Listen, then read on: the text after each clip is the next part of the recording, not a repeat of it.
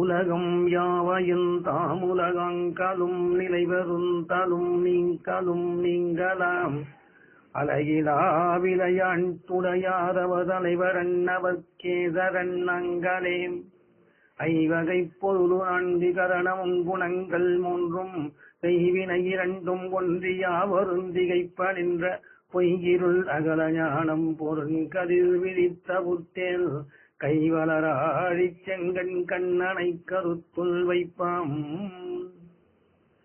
பகவத்கீதையிலே சென்ற முறை முதல் அத்தியாயம் 20வது ஸ்லோகம் வரையில் பார்த்தோம். தொடர்ந்து அடுத்து முதல் அத்தியாயம் 21, 22வது ஸ்லோகங்கள். அச்சுதா, 2 சேனைகளுக்கும் மத்தியில் என்னுடைய ரதத்தை நிறுத்துக. போரின் துவக்கத்தில் நான் யாரோடு போரிட வேண்டும் என்பதையும் போர் செய்ய கருதி முன்னிற்பவர்களையும் அறிந்து கொள்கின்றேன். இது ஸ்லோகம். அர்ஜுனன் பகவானை பார்த்து சொல்லுகின்ற இந்த வார்த்தை ஆழ்ந்து சிந்திக்க வேண்டும். அர்ஜுனன் போரின் துவக்கத்தில் யார் யாருடன் சண்டையிட வேண்டும், எவர்கள் என்னுடன் சண்டையிட வந்திருக்கிறார்கள் என்பதை அறிய விரும்புகின்றான். போர் வெறி இல்லாத ஒருவனால், சிந்தனை நிறைந்த ஒருவனால் தான் இவ்வாறு பேச முடியும். போர்க்குணம் நிறைந்தவன் எதிரே நிற்பது யார் என்பதை குறித்து கவலைப்பட மாட்டான். போர் வெறி தீர வேண்டி கண்மூடித்தனமாக செயலிலே இறங்கி விடுவான். இதனால் செயலில் வேகம் இருக்குமே ஒழிய செயல் திறன் இருக்காது. அர்ஜுனன் சிந்திப்பவன்.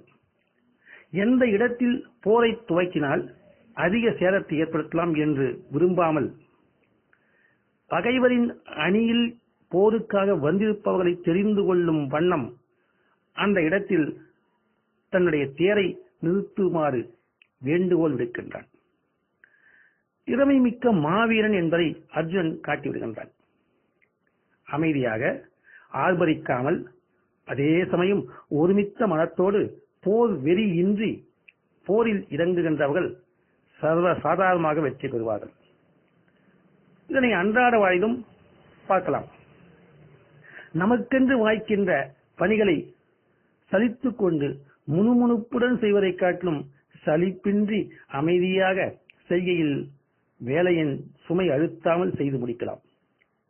அதே நேரத்தில் மனம் தெளிவாக காணப்படுவதால் திறமையாகவும் செயலாற்ற முடியும். சலித்துக் கொண்டாலும் செய்துதான் முடிக்கப் போகின்றோம். ஆனால் பிந்தியதில் அதிகமான உளைச்சல் ஏற்பட்டு தளர்ச்சி அடைய நேர்கின்றது. எங்கள் ஊரில் நகர பேருந்து ஒன்றில் நடத்துனராக, கண்டக்டராக பணிபுரிகின்றார் ஒருவர். அவர் அந்த பேருந்து பயணிகளிடம், டவுன் பஸ் என்றால் சொல்ல தேவையே இல்லை, கூட்டம் ஏறி இறங்கிக் கொண்டே இருக்கும். அந்த பயணிகளிடம் அவர் அண்ணா, தம்பி என இனிமையாக பேசுகின்றார்.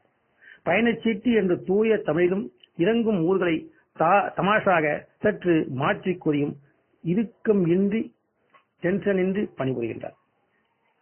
அவரை பார்க்கும் போதெல்லாம் சிரித்த முகத்துடன் காணப்படுவார்.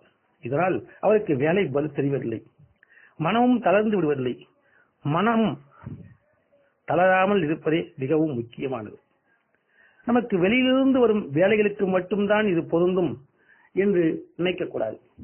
உள்ளே இருந்து கிளம்பும் கோபங்கள், தாபங்கள் குறித்தும் சிந்திக்க தொடங்கினால் அகப்பகையான காமம், குரோதம் முதலியன போக போக அழிந்தேவிடும். காமம், கோபம் எழுகின்ற போதே அவைகளை கவனிக்க மட்டுமே, அதாவது எப்படி துவங்குகிறது, எங்கிருந்து எழுகின்றது என்று கவனித்தால் நாளடைவில் நிச்சயம் மாற்றம் ஒன்று உருவாகும். ஆனால் நாம் காமத்தோடும் கோபத்தோடும் ஒன்றி விடுகின்றோம். உள்ளிருக்கும் பகைகளை தெளிவாக ஒதுங்கி நின்று கவனித்து உணர வேண்டும். ஏனென்றால் எதிரியை அடையாளம் காண வேண்டும். அர்ஜுனன் கூற்று இதனை தெளிவாக்குகிறது. இது மற்றொரு விஷயம். சிந்திப்பவர்கள் தடாலடியாக போரில் துணிந்து இறங்கிவிட மாட்டார்கள். வேறு வழியின்றி போர்க்களத்திற்கு வந்துவிட்டாலும் சந்தர்ப்பம் கிடைத்தால் ஓடிவிடவும் தயங்க மாட்டார்கள். அர்ஜுனன் போர் வெறியுடன் களத்திற்கு வந்தவன் அல்ல. போர் மூண்டதால் வந்தவன். அதனால்தான் சென்ற ஸ்லோகத்தில் சஞ்சயன் கூறும்போது அர்ஜுனன் வில்லை கையில் எடுத்துக்கொண்டு பகவானிடம் பேசுவதாக குறிப்பிட்டான். போருக்கு வந்து தேரில் ஏறிவிட்டால் வில்லை கையில் எடுப்பது இயற்கை, அதுதானே அவனது வேலையும். அதற்கு முக்கியத்துவம் அளித்து வில்லினை கையில் எடுத்துக்கொண்டு பேசுவதாக ஏன் குறிப்பிட்டு சொல்ல வேண்டும்? பின்னால் வில்லுக்கும் அவனுக்கும் இடையில் ஏதோ நிகழப் போகிறது, வில்லை அவன் எரிந்து விடலாம் என்பதை சோசகமாக காட்டவே சஞ்சயன் குறிப்பிட்டு கூறுகின்றான். அதே போன்று அர்ஜுன் சிந்திக்க துவங்கிவிட்டான். இதனால் அடுத்து எதிர் அணியில் நிற்பவர்களை கண்டதும் தொடர்ந்து பற்பல கேள்வி கணைகள் புறப்படும் வியப்பு உள்ளதையும் ஊகிக்கலாம். எப்பொழுது கண்மூடித்தனமாக போரில் இறங்கவில்லையோ அப்பொழுதே அவன் போரை நம்பி இறங்க மாட்டான் என்றும் யூகிக்கலாம். எதிரிகளை பற்றி மதிப்பிட எண்ணுபவன் பின்வாங்கவும் செய்யலாம். இந்த ஸ்லோகம் சிந்திப்பவரை துணிந்து இறுதி வரை யூகிக்க முடியாது என்ற கருத்தை நமக்கு புகட்டுகின்றது. அடுத்தது முதல் அத்தியாயம் 23வது ஸ்லோகம். கெடு புத்தியுடைய திருதராஷ்டிர புத்திரனுக்கு போரில் திருப்தி செய்ய எவர்கள் கூடியிருக்கின்றார்களோ யுத்தம் செய்யும் அவர்களை யான் காண வேண்டும். தொடர்ந்து அர்ஜுனன் பேசுகின்றான். இது ஸ்லோகம். கீதோபதேச வேலை நெருங்கி வந்துவிட்டது. உபதேசம் செய்ய வேண்டிய நேரம் நெருங்கிவிட்டது.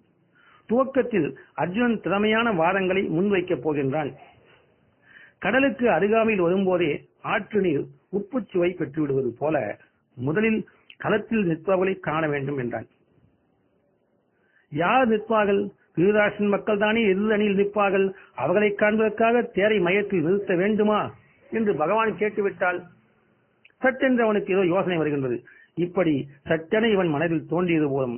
அதனால்தான் தர்ம நியாயங்களை சீர்தூக்கி பார்க்கும் வகையில் சிந்தனையாளன் போல பேர் அரசனான துரியோதனுக்கு பயந்து அவனை திருப்தி செய்யும் நோக்கத்தில் உதவி புரிய பல நாட்டு அரசர்கள் வந்திருப்பார்கள் அல்லவா, அவர்களையும் காண வேண்டும் என்று சாதுரியமாக கூறுகின்றான் அர்ஜுன். பின்னால் கூறவிருக்கும் வாதத்திற்கு அடிக்கல் போல இந்த ஸ்லோகம் அமைந்திருக்கின்றது. அடுத்த ஸ்லோகம் முதல் அத்தியாயம் 24, 25. பாரதகுலத்தில் வந்தவரே, குடாகேசனால் அதாவது அர்ஜுனனால் கூறப்பெற்ற இருடிகேசர் பகவான் இரு சேனைகளின் மத்தியில் பீஷ்மருக்கும் துரோணருக்கும் ஏனைய அரசர்களுக்கும் எதிரிலே சிறந்த தேரை நிறுத்தி பார்த்தா கூடியுள்ள கௌரவர்களை பார் என்று மொழிந்தார். இது ஸ்லோகம். அர்ஜுனன் வேண்டுகோள் முடிந்ததும் சஞ்சயன் தொடர்கின்றான். புலன்களுக்கு அதிபதியான பகவான் கீதையில் முதல் முறையாக திருவாய் மலர்ந்து அருளுகின்றார். கூடியுள்ளவர்களை பார் என்கிறார். இதனை சாதாரண வார்த்தையாக கருதக்கூடாது. காலத்தால் அழியாத முகோன்னதமான காவியத்தை, மனோவியல் நூலை 5000 ஆண்டுகளுக்கு முன்பே திறமையாக தெளிவாக்கிய கீதையை தந்தொழிய கீதாச்சாரியன் மனதின் உருவாக்கத்தை காட்டும் வகையில் ஆழ்ந்த கருத்துக்களை உள்ளடக்கி மகுடம் போன்று உரைத்த வாக்கு இது. மனம் என்பது என்ன? அது உடலில் எந்த பாகத்தில் உள்ளது? பருப்பொருளாக, மெட்டீரியலாக தேகத்தில் எங்காவது கல்லீரல், நுரையீரல் போல காணப்படுகின்றதா என்ன? இல்லவே இல்லை. எண்ணங்களின் கோர்வையே மனம்.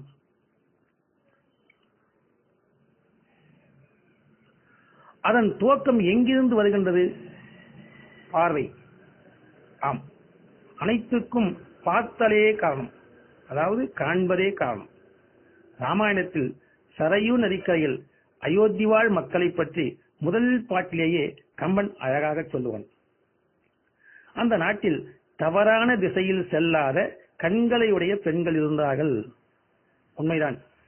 பார்வைதான் ஒருவனை காட்டி கொடுத்துவிடும். இவன் குடித்திருக்கின்றான், இவன் ஏமாற்றுக்காரன், உள்ளொன்று வைத்து புறமொன்று பேசுபவன் என்றெல்லாம் காட்டி கொடுத்துவிடும். பார்வையினால் வருவதுதான் ஆரம்பமே. தெருவிலே செல்லும் ஒரு காரினை பார்க்கின்றோம், ஒரு பெண்ணை பார்க்கின்றோம். அழகாக உள்ளதாக உணர்ச்சியோடு நோக்கி பார்வையை செலுத்தினாலே போதும். ஆசைக்கு வித்தட்டாயிற்று, ஆசைக்கு விதை போட்டாயிற்று. பார்க்கின்ற அனைத்தையும் பார்ப்பதோடு நிறுத்திக் கொள்ள வேண்டும். பார்த்த பொருள்களிலிருந்து ஏதாவது ஒரு கருத்து குவியலை நாம் எடுத்துக்கொண்டால் மனதில் பதிந்து விட்டது என்று அர்த்தம். அதற்கு பிறகு பதிவுகள் தொல்லை கொடுக்க தொடங்கும். ஆன்மீக நண்பர்கள் இதை நன்கு உய்த்து உணர வேண்டும். பெண்ணை பார்த்தேன், அழகாக இருந்தால் அவ்வளவுதான், இதில் விருப்பம் ஏதுமில்லை என்று நீங்கள் கூறலாம். உண்மையில் மனதை தேடுங்கள். இரவிலோ மறுநாளோ அந்த பதிவுகள் வெளிப்படும். ஆக பார்த்தல் என்பது வெறும் பார்த்தலாக காண்பதாக மட்டுமே இருக்க வேண்டும். அதனின்று எதனையும் திரும்ப பெறக்கூடாது. இது வியாபாரம் அல்ல.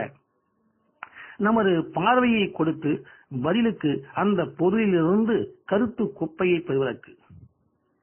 இவ்வாறு வாழ்நாள் முழுவதும் பல பிறவிகளாக சேர்த்து சேமித்து வைத்துள்ள பதிவு மூட்டைகளே தியானத்தின் போது விஸ்வரூபம் எடுத்து தடையாக மாறுகின்றது. இதனால் ஏற்கனவே இருக்கும் பதிவுகளை முறையில் அழிக்க வேண்டியதாகின்றது. இதனை அறியாத காரணத்தினாலேயே பலரும் இன்றைய காலகட்டத்தில் பல்வேறு இயக்கங்கள் சொல்லித்தரும் தியானத்தில் கலந்து கொண்டும் முன்னேற முடியவில்லையே என்று அங்கலாய்க்கின்றார்கள். உலகில் எந்த நாட்டில் எந்த பொருள் அதிகம் உற்பத்தியாகிறது, எந்த நாட்டில் செல்வந்தர்கள் இருக்கின்றார்கள், எந்த நாட்டில் அதிக விவாகரத்து ஏற்படுகிறது, எந்தெந்த நாடு எந்தெந்த விளையாட்டுகளில் தங்கம் பெற்றது போன்ற எத்தனையோ விஷயங்களை தெரிந்து கொள்கின்றோம். மனோரமா இயல் என்ற புத்தகம் வாங்கி பொது அறிவை பெருக்கிக் கொள்கின்றோம். ஆனால் கணத்திற்கு கணம் செய்கின்ற பார்ப்பது, காண்பது எப்படி செய்வது, காண்பது எப்படி, பார்ப்பது எப்படி என்பதை அறிந்து கொள்ள 1% ஆர்வம் கூட நாம் காட்டுவதில்லை. என்னே நமது அறிவின் வளர்ச்சி. கீதாச்சாரியின் முதல் வாக்கு வாழ்வின் அடிப்படை தத்துவ கருத்தை உள்ளடக்கிய ஒன்றாகும். இங்கு சஞ்சயன் அர்ஜுனனை குடாகேசன் என்று குறிப்பிடுகின்றான். தூக்கத்தை வென்றவன் என்று பொருள். நினைத்தால் தூங்கவும் தூங்காமல் இருக்கவும் முடிந்தவனே குடாகேசன். மனதை அடக்கியாக தெரிந்தவனுக்கே இத்தன்மை சாத்தியமாகும். ஆனால் இத்துணை பெருமை வாய்ந்த அர்ஜுன் சற்று நேரத்தில் மனதை தளரவிட்டு விடப் போகின்றான். ஏன்? தொடர்ந்து பார்ப்போம். ஓம் தத் சத் ஸ்ரீ கிருஷ்ணாய பரபிரம்மணே நமக.